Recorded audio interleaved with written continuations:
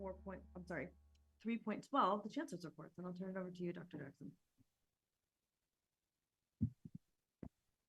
Thank you very much, President. And good evening, Board President, the Board of Trustees as a whole, and to our colleagues. I think what I wanted to do today is to have the presidents make a brief report.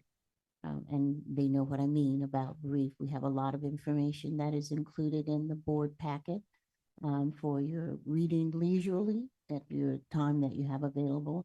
And then the board has asked at the previous meeting that we give an update on facilities. So IVC Smith is prepared to give a short update on that. And we will turn it over, and I'm gonna just go by the numbers and start with Dr. Johnson, followed by Laney College President, Dr. Besikof, Interim President Denise Richardson at Berkeley City College, and Acting President at College of Alameda, Dr. Deanna, I'll get it right, Bajrami. So David, why don't you start? Thank you. So good evening, Chancellor, President Delphine Polk, trustees, colleagues, community members, faculty. Here are a couple quick notes. I'll be quick from Merritt College. I wanted to formally introduce, he's not here tonight, but Mr. Jorge Murillo, who is our new director of HSI at Merritt College. He's taking the lead on building and implementing the college's Aspira project, a 5-year, $3 million grant that'll focus on the retention of Latinx students and low-income students, and provide professional development and learning opportunities for faculty and staff that increase their understanding and sensitivity to serving the Latinx community and low-income students. And in the spirit of an evening where we are honoring emeritus employees, I want to congratulate someone from Merritt College, our beloved and amazing classified professional, Miss Lillian Pyers, who is finally retiring. She came to Peralta as a principal accounting tech in 2015. And in August of 2019, she became the principal financial analyst in our business office. I want to acknowledge her because when we were going through a very difficult time, she was there. She was a ballast and gave us, made our ship steady. And she's going to retire and take up line dancing. So we wish her well. A little heavier note, I want to acknowledge the passing of former Merritt President, Dr. Bobby Adams. He served as president of my college with distinction from 2007, 2012. Dr. J knew him well, so she's going to make some remarks later on, but we want to say rest easy, Bobby. And that concludes my report. Good evening, Chancellor Jackson, President Delphine Polk, members of the governing board, colleagues in education, and of course, our valued students and community members. I would like to send a note of thanks out to Ms. Anita Bailey, who visited Laney College today. She is the statewide director of the Umoja program and just did an incredible job of engaging our campus leadership of Umoja, faculty, staff, and administrators, just talking about Umoja and the direction of community college in the future. Also to the board and to the community, I'd like to invite you tomorrow and Thursday to the Laney Quad, where the Laney Wellness Center will be conducting creative workshops entitled Uncovering Gratitude, Confessions of a College Student. This will take place on the Quad from 11:30 to 1:30 p.m. tomorrow and Thursday.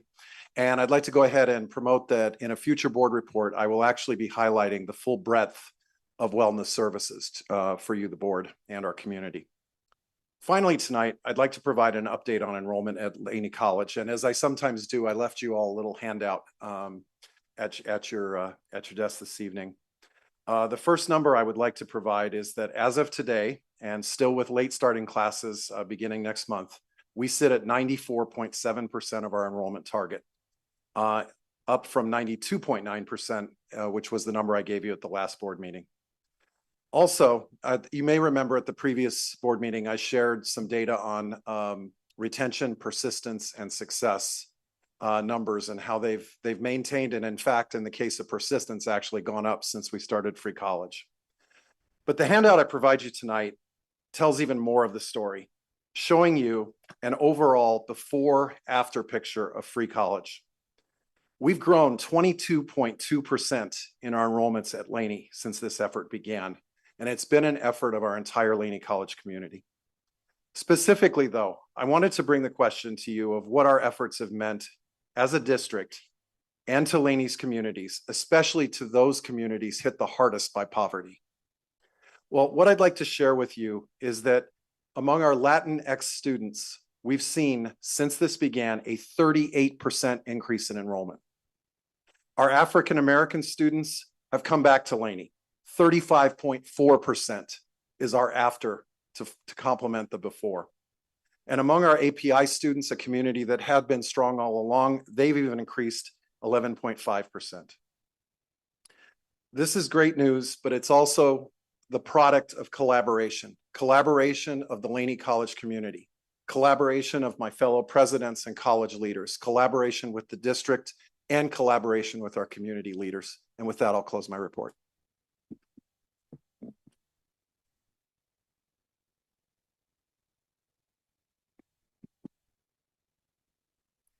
Good evening, Chancellor Jackson, Board President Deanna Delphine-Polk, trustees, colleagues, students, and members of the community.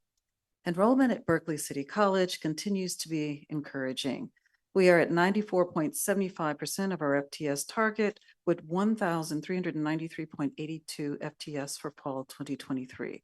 This compares to 85.73% in fall 2022 and 76.5% in the fall of 2021. So we are making great progress, and we realize that it takes all of us to accomplish this. On Tuesday, September 21st at noon, we had our first Link Up meeting of the semester. Link Up provides a space where members of the BCC community and the president get together and have informal FaceTime to discuss whatever is on our minds as we collaborate to best serve students. When we were planning for this hour of conversation, we had to, of course, find a name. Coffee and Conversation was already taken. So we had to get creative, and I asked my team to come up with some ideas. My brilliant executive assistant, Denalyn Malari, not only came up with a name, but she made it an acronym. Link Up stands for Leadership, Insight, News, Knowledge, and Updates. So last week, we were concerned about air quality, so we talked quite a bit about that. We also discussed the launching of our strategic plan development and our website redesign. We realize that the more we engage as a college community, the stronger we will be. So we are excited to keep the conversation going throughout the semester. Latinx Heritage Month is celebrated between September 15th and October 15th. And Berkeley City College has had a full lineup of events scheduled. I thoroughly enjoyed our karaoke and taco event last Thursday afternoon. I was really close to getting up to the mic, but then in the interest of putting students first, I decided to not give in to the urge. But our talented students were up there sharing their favorite songs and enjoying what turned out to be a very festive and fun-filled event. It is fortuitous that during Latinx Heritage Month, we would receive some very exciting news. I am pleased to announce that Berkeley City College has been awarded a Title V Hispanic Serving Institution grant from the Department of Education to continue advancing the educational attainment of Latino students and students with low incomes to the tune of $2.9 million. This grant will allow BCC to build on the work of Conocimiento Los Caminos, which is its original 5-year Title V Developing HSI grant awarded in 2020. This grant funds the Adelante project intended to increase the number of students earning certificates and attaining post-secondary degrees. The new $2.9 million grant will support high impact practices for Latino students and further the goals of equitable student completion outlined in BCC's most recent educational master plan. The project will facilitate improvements in 3 specific areas: access through bilingual outreach to students and their families in our local K-12 schools. The purpose is to increase awareness and familiarity with higher education options, major selection, career opportunities, and financial wellness. persistence and retention by implementing both a peer mentoring and success coach model that utilizes caseload management and wraparound services to support students.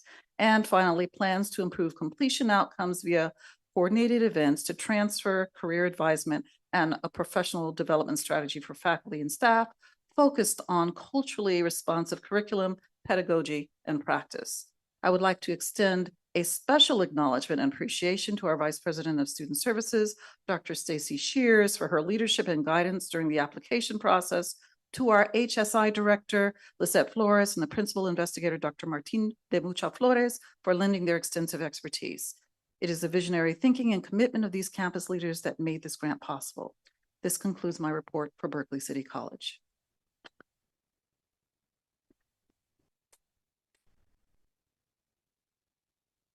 Good evening, President Delphine Polk, trustee members, Chancellor Jackson, colleagues, and PCCD community members and students. I would like to highlight only a few areas from the report that it's in front of you. I'll start from the Rising Scholars Grant, 1.5 million grant. We're starting to work really fast in implementation of this grant. Special thanks to Chancellor Jackson for reaching out to Chabot Las Positas counterpart to allow us to provide services in San Leandro, since this is under their area. So they were really gracious to allow us to work with this youth and provide all the transition services and programs for them. Another item I would like to emphasize really quickly in that report is the internship pilot program that is launching this semester at COA. We worked over the summer. We are one of 2 colleges partnering with the foundation to provide learning aligned employment plan. As we recall, we got that money from the state. However, this is a new initiative, and partnering with foundation will make that process so much easier, because we'll have to know how to enter into all the agreements that to have those interns in the community. We have 9 interns already placed in different industry and also nonprofit organizations at Alameda and Oakland. We're really excited because they'll work 20 hours. They'll learn life learning skills, being there, working with somebody that will, just provide the leadership for them. They will make a really good wage, $21 per hour, and will have all the services needed for them to succeed. So really excited about that. And I hope we learn from this partnership, and we can launch the program our own. It's not a lot of money, it's $600K. However, it's life-changing for the students. The last item I wanted to emphasize, and I'll go really fast. We applied for the IEPI grant, just like the district and the 4 other colleges. We had a dream team led by Dr. Mandy Liang. They provided so many services for us and resources. We had a robust discussion. We had them with us for 2 visits last year. We got those resources and we said that we're going to focus on 3 areas. One area will be professional development for all community members, so we can stabilize and also streamline the PD, because we have professional development for faculty and now managed by PFT. We have professional development for administrators, and we didn't have anything for classified professionals. So I'm so glad to announce that the team of classified professional worked for the entire community of classified professional, and we'll have the first classified professional committee at COA. So they will work together with administration and also the PD committee for faculty. So we'll try to leverage all the funds that we have for PD to make sure that everybody has opportunity for further training. The second item, and I'll go really fast, was budgetary competency. The team met with us for the 3rd visit. They were really impressed with our budgetary competency training. They even wanted to borrow some of our training or probably invite us to CCCSF. So that was well praised. And the last item is enrollment management. Under current circumstances, it takes more than a set of eyes and more than one approach to come up with solid enrollment management strategies. Enrollment management that is also fiscally responsible. So what we're doing at COA, we're launching the Enrollment Management Task Force, faculty, administrators, student services, so we can have a robust discussion about the enrollment, fill rate, target, funded FTS, unfunded FTS, short-term and long-term goals. And the second meeting of that enrollment task force was today. So we're loving to see getting together and looking at the data from different approaches and coming with some solutions that are well vetted, well discussed, and so we can best serve students and coming with proposal for DAS or for administration or other units. So the visit was very successful. We are probably going to spend those $200K by spring 2024 as planned. Unfortunately, we won't have the visitors coming back, was their last visit, but we'll reach out for more resources. And that concludes my report. Thank you, President. IVC Smith, do you want to give the board a short update? I will, thank you. Good evening, Chancellor Jackson. Good evening, Board of Trustees, President Polk and Vice President Quinlan. I have three things that I'd like to report out this evening. One is about the 90-day projects. We will come back again at the next board meeting to give you an update on more items that we've completed off of that list. Again, I want to emphasize that we will continue aggressively attacking that list and getting these things repaired. So we will give you an update periodically and come back to you. The second thing I'd like to talk about are the elevators. Right now, we're waiting for the state inspector to come back and inspect elevators that have been repaired. We're at their schedule, so when they come back, we'll be able to release those elevators. At the last board meeting, the Laney Tower, I had said that there was a Laney Tower elevator that we were going to start that on 9/18. Unfortunately, Kone Elevators had to reschedule with us, and they are starting that October 2nd. So we will be starting that on Monday, and the elevators, the modernization for those two elevators will go forward. We have engineers over there watching the elevators and making sure that they remain operational and safe.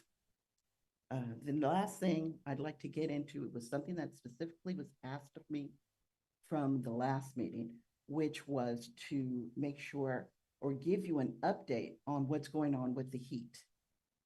As you know, we have a big central plant replacement that we're doing. That manager is, the construction manager is Swinnerton, and Gilbane is the design builder for that. So after that meeting, I had an opportunity to speak to both Swinnerton and Gilbane about their schedule. They were anticipating that they would be able to fire up the boilers on November 25th. That didn't sit well with DGS, me. So we are asking them to expedite what they can up to November 1st. So I'm waiting to understand what is it going to take to expedite and get those boilers fired up for November 1st. There's a two-prong approach. Again, the first approach is working with Swinnerton. The equipment is being delivered this week. So with equipment in and delivered, they will come back to me and tell me what it's going to take to get that expedited. Hopefully, within the next day. They were supposed to give it to me Friday. Every day we're asking for it.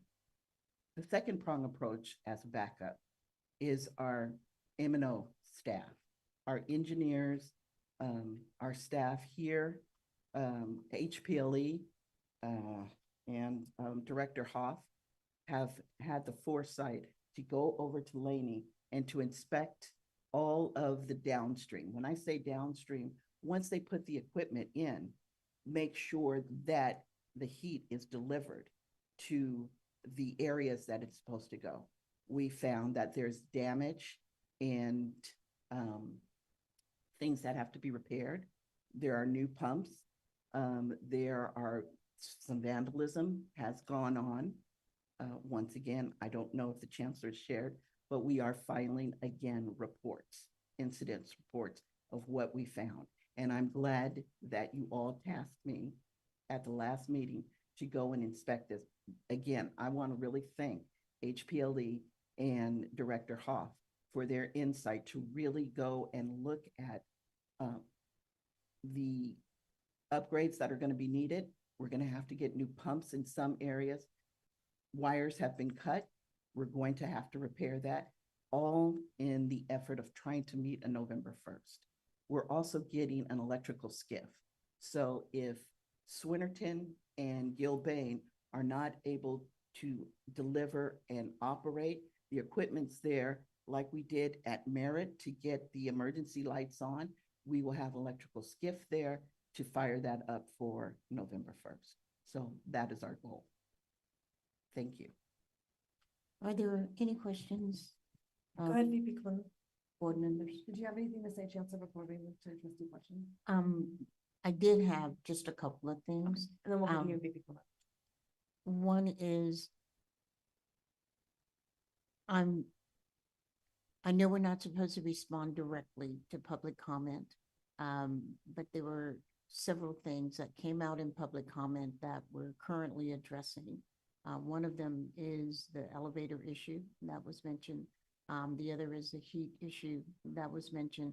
And the other has to do with the process that we have to go through, just like we have to go through a certain process with participatory governance. We have to go through a similar process when it comes to making changes, especially structural changes. Adding major equipment requires that we have to go and be at the I don't want to say that we have to be at their mercy, but basically we have to be at the mercy of when people can fit us into their schedule. We aren't the only game in town. And we also have to go, in some cases, back to DSA if it's a change from what we put in previously. So I just wanted to make the board aware of that. And so the updates will continue as requested, just so you can see that we are making progress, because it's not always visible. And we'll address any questions that you have. Yes, so I was going through the warrants and the purchase order reports, and I expected the large amounts to be to the companies that are doing our bond projects and some of the major repairs.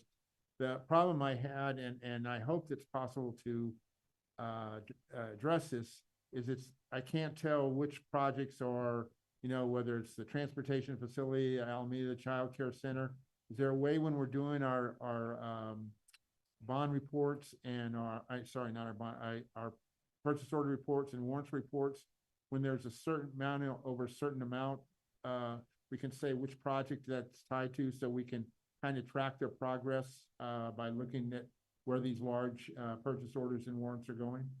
Is that possible? You know what, we have large amounts going out right now for a lot of construction that's going on, but I am gonna defer to my colleague for him to give you a little bit more detail.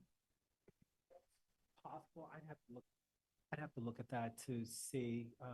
What I can say is that we indicate what the budget string is, and if you understand the chart of accounts, it's stated there, but you have to know what the chart of accounts are in order to decipher that. Whether or not we can spell that out in some sort of way, I don't know that, but the information is generally there. It's whether or not it can be included in an extract from the system and reported in that kind of manner. So the bottom line is we'll get back to you, because we don't know. We're in a new system right now. Remember, we migrated over to PeopleSoft 9.2. There are a lot of different modules in it, and we're still learning. We should be able to do that, but I don't know. And maybe what we do, rather than establishing some threshold, is to provide an addendum that the board can keep to see where it comes from, because it will tell you the project number, it will tell you which campus it was at.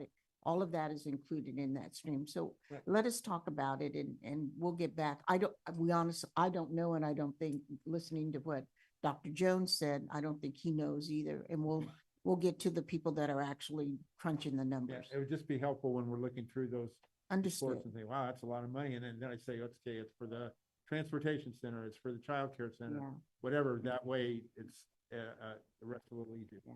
And remember, we approved the construction projects in June, April, June. So now those costs, we're starting to expend for those things that the board approved. But I understand where you're coming from. You see a large dollar amount and think, wow, where's this $2 million going? Yeah, we'll look at it and get back to you. I see Dr. Joker taking notes right now. So just so you know, what we do after we have board meetings is the next day, the district office staff get together. We call it the district administrative team. And we go over questions that came up, things that we can do better. We used to have Roy Roberts, if those of you that have been on know that Roy used to put out those reports to let the board know where we are in terms of things that you've asked for. But we'll definitely get back to you, Vice President Quinlan. Just a quick question regarding the, excuse me, the elevator. And before I get to the question, you said they quoted November 25th, and that's just their schedule, but we're asking to expedite it for November 1st, correct? But we still have not received the equipment. That's just the base before I get to my actual Okay, question. so that's not the elevators, that's. I meant the heat. Sorry, I meant to heat. say heat. Yeah. Right, their schedule is November 25th. I've asked them to move it up for November 1st. So we're looking at trying to, even if they don't make the Well, November 1st, we're trying to bring in electrical generator skiff to power it up so that, we have a backup to make sure we can troubleshoot to see where we're still having problems. The controls, we're gonna have problems with the controls. We're gonna have to work that out. But again, we have a backup for November 1st. And we are looking for the contractor and the construction manager to expedite their work. The equipment is already there though. Yeah. So it's not that the equipment isn't there. We ordered the equipment ahead of time and it was in storage. I reported that to the board earlier. But you have to connect the equipment to the system, and that's the piece that's missing. And they're saying they can connect it by the 25th, and we're saying, no, we want it a little bit faster than that. And if they can't, then we've got a plan B. We have a plan B. And so I also want to include that when they're looking at expediting this work, they have to go back to all of their subcontractors and tell them, what are you doing? That's basically the case. I didn't Yeah. want to say November 1st aloud and have hopes and expectations up, very similar to what we just experienced with open comment, when things may change in the future. So I just wanted to really understand, is November 1st a date that we should say publicly if That's fine. That's the goal. So when I come back at the next board meeting, I'll tell you where we are with that. So again, we're looking to get backup power, where they're working to tell us what their schedule is, how they can reschedule their subcontractors to meet that goal. If they can't, we have backup. We're all trying to work together to make sure that we provide heat. All right, thank you. And just my last comment, I would ask the board to entertain closing in honor of Dr. Thank you, Bobby Adams. Of course, Chancellor. Colleagues, are there any additional questions or comments before we move on? Okay, thank you. We will now move to 4.1, discussion on 2020.